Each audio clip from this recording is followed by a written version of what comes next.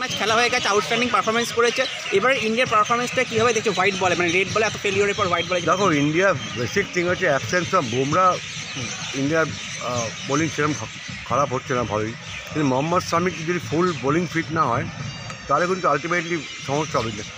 Next সানডের ম্যাচে দেখো নিউজিল্যান্ডে উঠে গেছে, ইন্ডিয়া উঠে গেছে, হয়তো প্রেশার কম থাকবে, কিন্তু নিউজিল্যান্ড কিন্তু very good one day cricket side, আমি বারে বারে বলছি। সুতরাং ইন্ডিয়াকে অ্যাটলিস্ট মানে ইন্ডিয়া, আমি আশা করব ইন্ডিয়া ফাইনালে যাবে।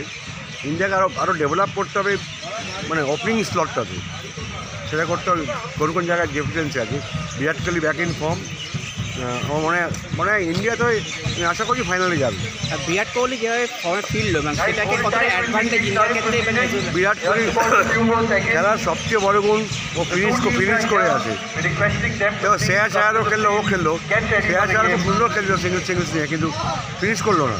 কিন্তু বিরাট কোহলি খেলাটা শেষ করে আসে। That is the sign of a great player, big player. আর পন্থ আর আমাদের KL রাহুলের মধ্যে অনেক কথা হচ্ছে, শেষ পর্যন্ত KL রাহুল। দেখো, এটা ডিপেন্ড করে টিম ম্যানেজমেন্টের ওপরে, ক্যাপ্টেন, কোচ, সিলেক্টার্স, মানে আধার কার্ডও আছে, সবাই আছে। তবে আমি always believe Rishabh Pant better choice, but team management ওখানে যা বুঝেছে তাই করছে। ঋষভ পন্থের মতো প্লেয়ারকে না এখন বসিয়ে রাখা উচিত না। আমি এখনও বলছি he's the future Indian captain. আর যেভাবে বলা হচ্ছে ইন্ডিয়াটা এক্সট্রা অ্যাডভান্টেজ পাচ্ছে যে দুবাইতে খেলার জন্য শুধুমাত্র, এটা কি তুমি মনে করো সত্যি? এটা মিথ্যে কথা, ফালতু প্রচার। কি অ্যাডভান্টেজ পাচ্ছে সবাই, দিলীপ বললো দুটো টিম খেলতো, তারা অ্যাডভান্টেজ পাচ্ছে না।